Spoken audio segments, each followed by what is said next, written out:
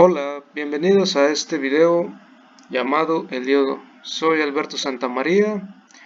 A grandes rasgos hablaremos sobre los principios del diodo en este video. Comencemos.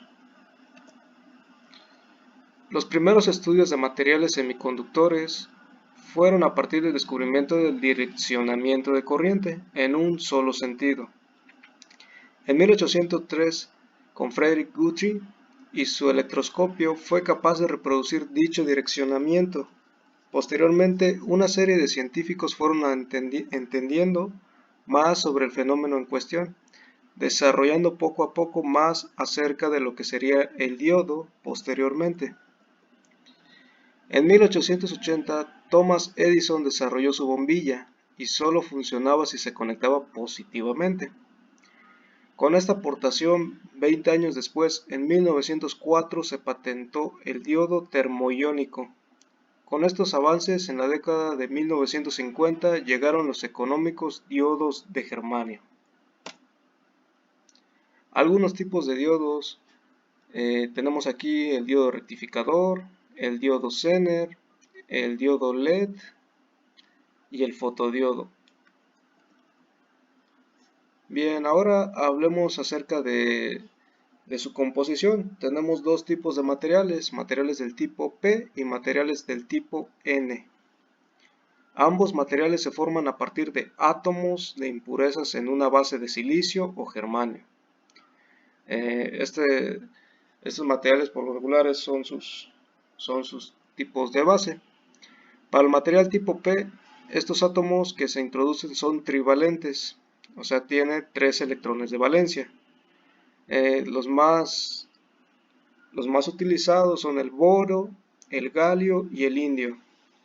Es importante mencionar un hueco que se genera por la naturaleza de los átomos. Para el material del tipo N, estos átomos que se introducen son pentavalentes, es decir, tienen 5 electrones de valencia. De los más comunes tenemos el antimonio, el arsénico y el fósforo. Es importante mencionar el quinto electrón por la naturaleza de los átomos, pudiendo decir acerca de un flujo de huecos hacia un lado y un flujo de electrones hacia el otro. Aquí tenemos 3 esquemas que nos representa el material tipo P, el material tipo N y su conjunción, su unión, que es esta imagen de aquí. Muy bien, empecemos con el material tipo P, 3 electrones y un hueco o vacío.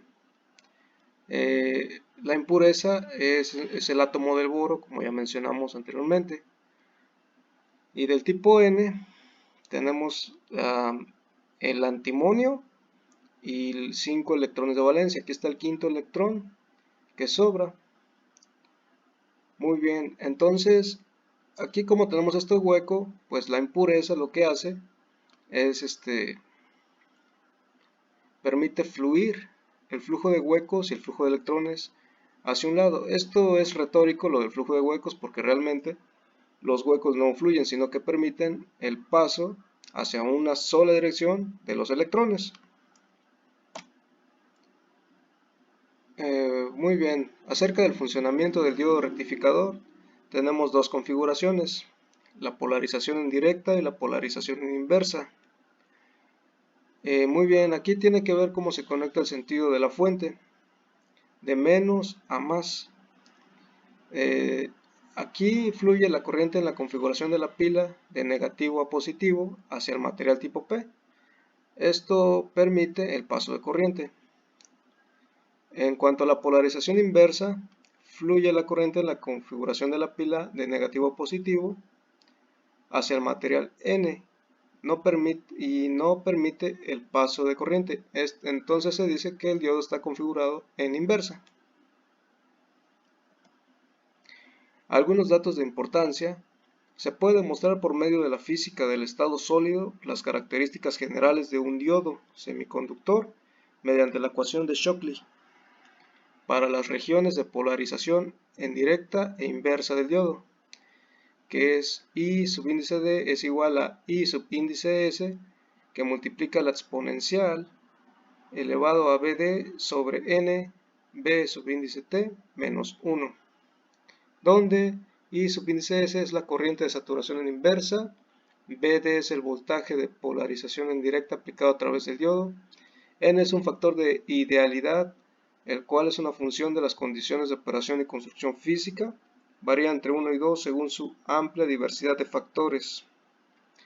B subíndice T es un voltaje y se le llama voltaje térmico y está determinado por B subíndice T es igual a K que multiplica T sobre Q, donde K es la constante de Boltzmann, que es 1.38 por 10 a la menos 23 J sobre K. T es la temperatura absoluta en Kelvin, que es igual a 273 más la temperatura en grados Celsius, y Q es la carga del electrón, de 1.6 por 10 a la menos 19 Coulomb. Aquí tenemos una condición de operación en función de la temperatura. Estamos determinando un ejemplo de la aplicación del voltaje térmico.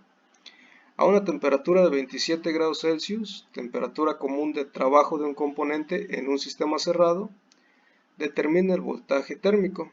Calculamos la temperatura, 273 más 27 es igual a 300 grados Celsius y sustituimos en la fórmula anterior de voltaje térmico.